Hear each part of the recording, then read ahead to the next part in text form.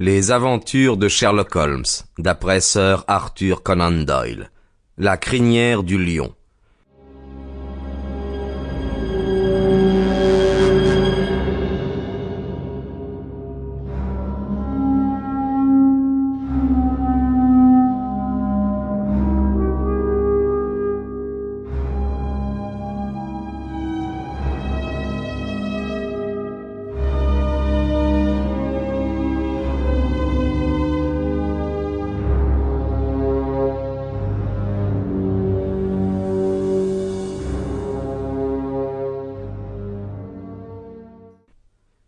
Il est vraiment étonnant qu'un problème complexe et extraordinaire, comme j'en ai rarement vu au cours de ma longue carrière active, se soit présenté à moi après ma retraite, et presque à ma porte. Je venais de me retirer dans le Sussex, et je m'étais entièrement adonné à cette vie apaisante de la nature à laquelle j'avais si fréquemment aspiré pendant les nombreuses années que j'avais passées dans les ténèbres londoniennes. À cette époque, le bon Watson avait quasiment disparu de mon existence. De temps à autre, il faisait un court séjour pour le week-end dans ma petite maison, et c'était tout. Voilà pourquoi je tiens moi-même ma chronique. Ah, s'il s'était trouvé avec moi, que n'aurait-il pas fait d'un événement aussi peu banal et de mon triomphe final?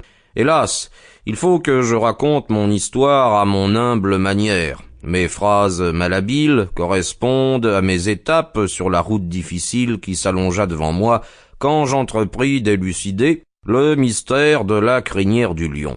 Ma villa est située sur le versant méridional des Downs et j'ai un joli point de vue sur la Manche. À cet endroit, la côte est constituée uniquement par des falaises crayeuses que l'on ne peut descendre que par un seul sentier long et tortueux, escarpé et glissant. Au bas de ce sentier s'étend une bande de galets et de cailloux larges de 100 mètres, même quand la marée est haute. Ici ou là se dessinent des courbes et des creux qui constituent de magnifiques piscines naturelles dont l'eau se renouvelle régulièrement à chaque flux. Cette plage admirable se prolonge sur plusieurs kilomètres, aussi bien à droite qu'à gauche, sauf sur un point où la petite anse et le village de Filworth en interrompent la monotonie. Ma maison est isolée. Moi, ma vieille femme de charge et mes abeilles, nous sommes seuls à vivre dans mon domaine.